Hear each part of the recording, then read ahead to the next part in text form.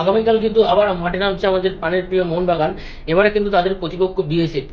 কালকে কিন্তু খেলাটি হতে চলেছে সন্ধ্যে 7টা থেকে কিশোর ভারতী স্টেডিয়ামে। বিএসএফ কিন্তু তাদের প্রথম ম্যাচে কিন্তু 8-1 গোলে হেরে গিয়েছিল ডায়মন্ড হারবারের কাছে।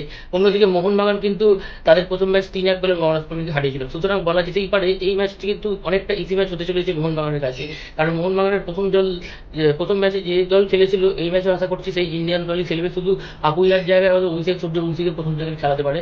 মোহনবাগান কিন্তু এখন টম অ্যালডেড, আলবার্তো রড্রিগেজ সবাই কিন্তু প্র্যাকটিসে নেমে পড়েছে। কোচ কিন্তু চাইলে নামাতেই পারে, কিন্তু মোহনবাগানের এই ম্যাচে অনেকটা ইজি ম্যাচ। এই ম্যাচে হয়তো নামাবে বলে আমার মনে হচ্ছে না, কারণ এরপরে কিন্তু মোহনবাগানের ডায়মন্ড হারবারের সঙ্গে খেলা আছে। সুতরাং কালকের ম্যাচটি কিন্তু যদি বলতে হয়, কিন্তু মোহনবাগান কিন্তু অনেকটা এগিয়ে থেকে শুরু করবে, যেটা আমার ব্যক্তিগত মতে। আপনারা ভালো করে জানেন যে মোহনবাগান কিন্তু কালকের ম্যাচে অনেকটা এগিয়ে থেকে শুরু করবে।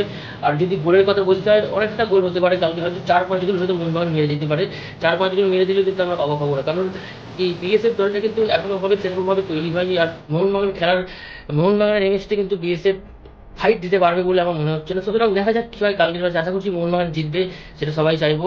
আর ভিডিওটি যদি তোমাদের ভালো লাগে অবশ্যই লাইক করবে, কমেন্ট করবে, শেয়ার করবে। এরকম সব শর্ট ভিডিও দেখার জন্য চ্যানেলটি সাবস্ক্রাইব করে দেবে। ব্যাস।